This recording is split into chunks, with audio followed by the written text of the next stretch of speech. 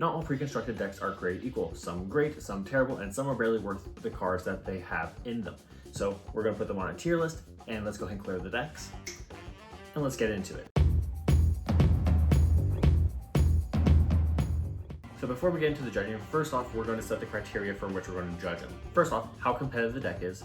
Does the deck need any upgrades? How does the deck and commander compare to similar decks? And do the commander and deck follow a similar theme? So if we use a Toski example, Toski Voltron makes sense. Toski Hydra Tribal, not so much.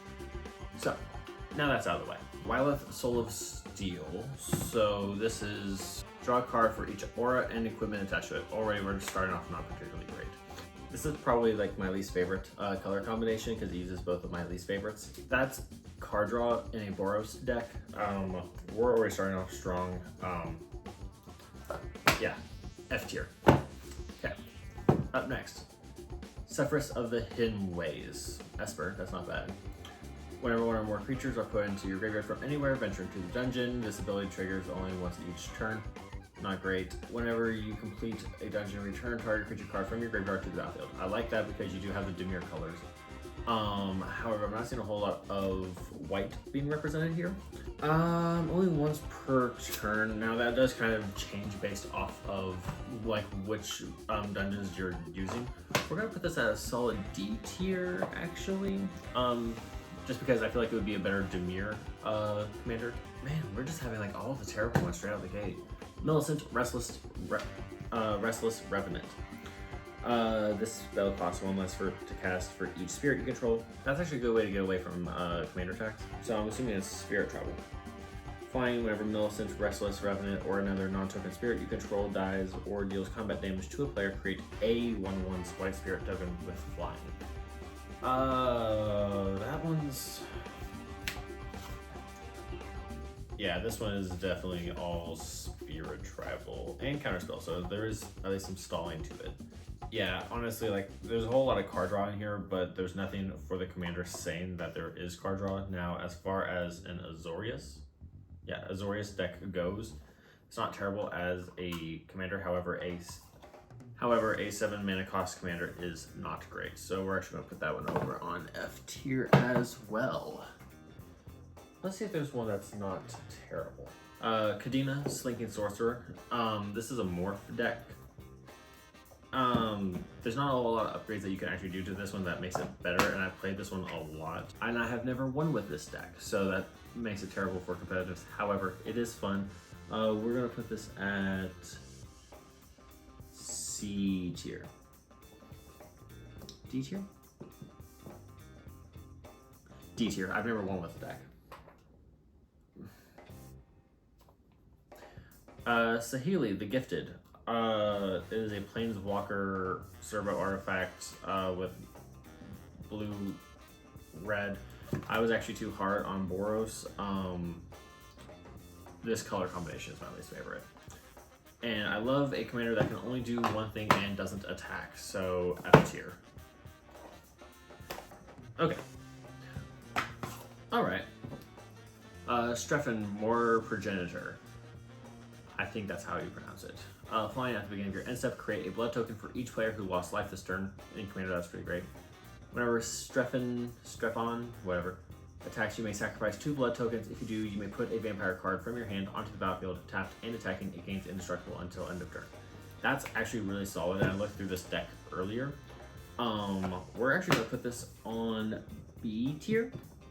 Just because, as far as Vampire Tribal goes, there are better options such as Edgar Markov or just straight mono black. Being able to throw some random vampires is pretty great.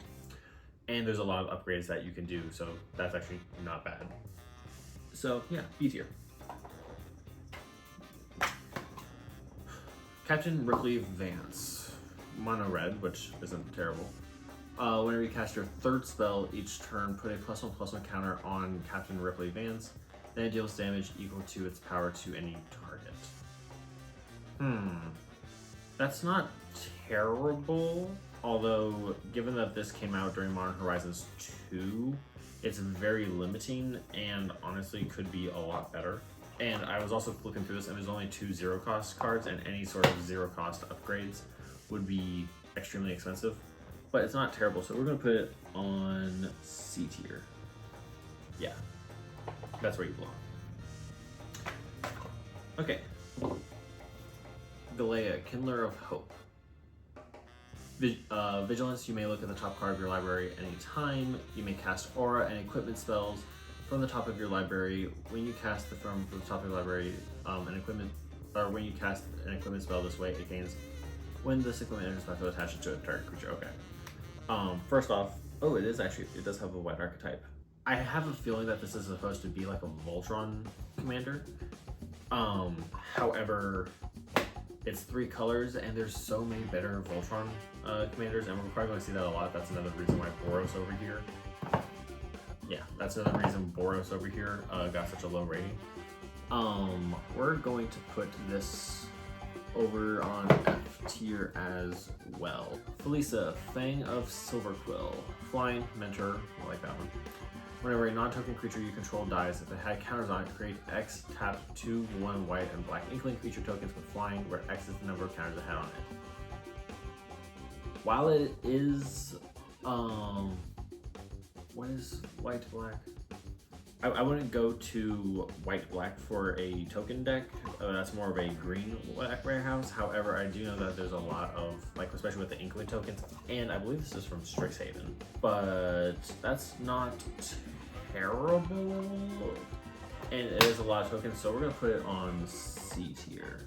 So this one is Lateral, Blade of Elves. This one is a pretty amazing token deck, actually. This one is just straight up S tier, honestly. Not a whole lot of upgrades, like Greater Corrupt Behemoth, maybe. But aside from that, like, Lateral can just do most of the damage by herself before you even need a Greater Health. So that one's actually not terrible. Alright. Anawan, the Ruin Thief. That's Rogue Tribal, and so other rogues you control get +1/+1. And whenever one or more rogues you control deal combat damage to a player, that player mills a card for each 1 damage dealt to them. If the player mills at least 1 creature card this way, you draw a card. As far as like a Dimir deck goes, that one is actually really solid. If you throw Marilyn in there with Opposition Agent, you've just broken a lot of people's afternoons. So, you know, that was also getting an S tier. That was a really good one. Ooh. AC? SE? I don't know how you say it. Tyrant of Gyre Strait. You may play an additional land on each of your turns, so landfall. And whenever a land enters that field under your control, you may draw a card.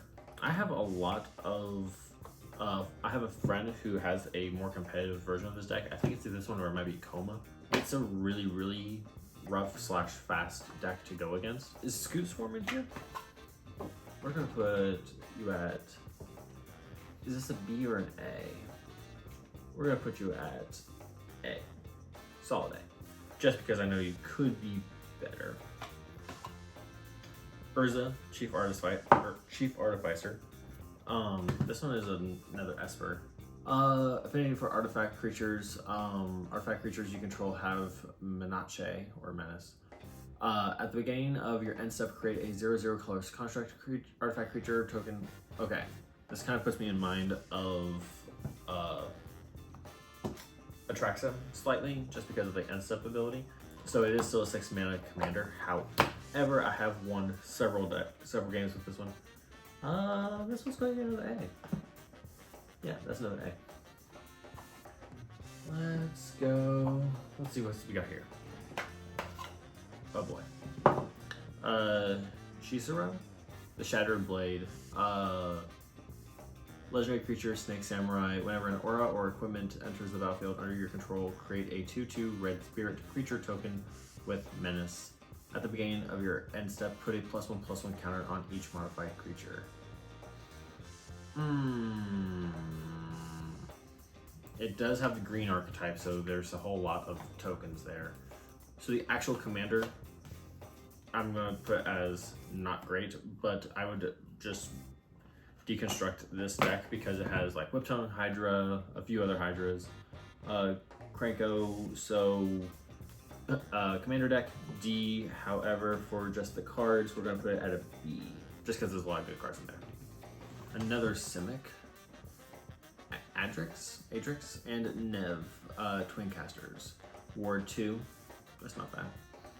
If one or more tokens would be created under your control, twice that many of those tokens are created instead. Ooh, okay. I think I flipped through this one earlier, and I think this one also has Hydra Broodmaster in it. So technically, I'm just kind of viewing that as a cheaper. Actually, it is cheaper. A cheaper version of Doubling Season. Oh, it has a Mana Gorger Hydra and Hydra Broodmaster. Okay, that's actually not terrible. Especially for Simic, like that's both card draw and, well, it's not card draw, but you can have card draw in here. We're gonna put this at, you know what, since it has a Hydra Broodmaster, we're gonna put this at a solid A. Prosper Tomebound. Death Touch, Interactive's not bad. Mystic Arcanum. At the beginning of your end step, exile the top card of your library. Until the end of your next turn, you may play that card. That's not bad. Pact Boon. Whenever you play a card from exile, create a treasure token. Now, here's a thing. It doesn't say without paying its mana cost, which I am assuming means that you have to use, and there's a lot of create token abilities, and there's also a tally. So I'm willing to bet that you still have to use mana to actually play it. If that is the case, we're gonna put it at a, we're gonna put it on a C. Just because, like, while the Death Touch is nice, yeah.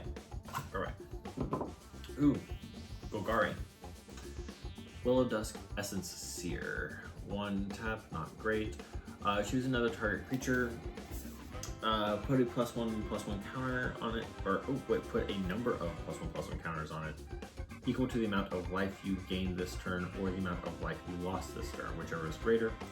Activate only as a sorcery. So I don't like seeing life gain in Golgari, however, it does kind of save it with the amount of life lost. You know, we're actually going to put that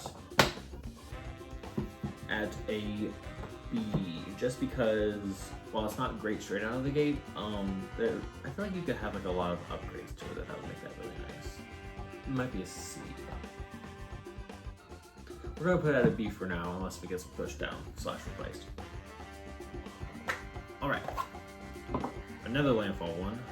Aboon, Moldiah Ancestor. At the beginning of combat on your turn, up to 1 target land you control becomes an XX elemental creature with trample and haste. Until end of turn, where X is the Aboon's power, it is still a land. Landfall, whenever land enters the battlefield under your control, put a +1/+1 counter on target creature. It's a +1/+1 counter, which isn't great. However, as far as a landfall commander, he's kind of, I don't want to say Voltron. Does it go away? We're gonna put him at a solid B. Actually, we're gonna put you at a C, just because he requires a few upgrades. Also, I put Cultivator Colossus in mine, which does help things a lot, but it's still like $20 card, so that's a pretty big upgrade you need to do. All right. Exhale, Scion of Atraxa. This is one of the new poison counter PreCons. Flying, Vigilance, Toxic 2. Corrupted, at the beginning of your end step, each opponent who has 3 or more poison counters exiles the top card of their library face down. You may look at and play those cards for as long as they remain exiled, and you may spend mana as though they were mana of any color to cast those spells. This one isn't terrible, but as much as it pains me, we are going to have to put this one at a D, just because there's so many proliferate poison things that could have been done. Even just a Thin the Fangbearer deck would have been amazing, because I've seen so many Thin the Fangbearer poison counter deck. Just make that PreCon. It's not expensive. Vrondis, Rage of Ancients. Whenever Vrondis, Rage of Ancients is dealt damage, you may create a 5/4 red and green dragon spirit creature token with when this creature deals damage. sacrifice it. Whenever you roll 1 or more dice, you may have run to deal 1 damage to its sum. Yeah, we're gonna say like that's good in theory. We're gonna put this at a D as well. Actually, no, yeah, it deserves that. Just because while it's not terrible, just the dealing yourself damage and using your life as a resource is very mono black, and that it doesn't have either one of those. And last but not least, oh yeah, ending up on a high note. Katori, Pilot Prodigy, vehicles you control have crew 2 at the beginning of your combat on your turn. Target artifact creature you control gains lifelink and vigilance until end of turn. You know what I like about using creatures? Having to use them for something else. F. That is it for the Commander PreCon tier list. If you enjoyed watching, make sure to subscribe just because this was a lot of fun to do. I think I might do it again. But if you do also want to see a sequel, please also let me know because this was a little expensive. But thank you all so much for watching, and we'll learn something new in the next video.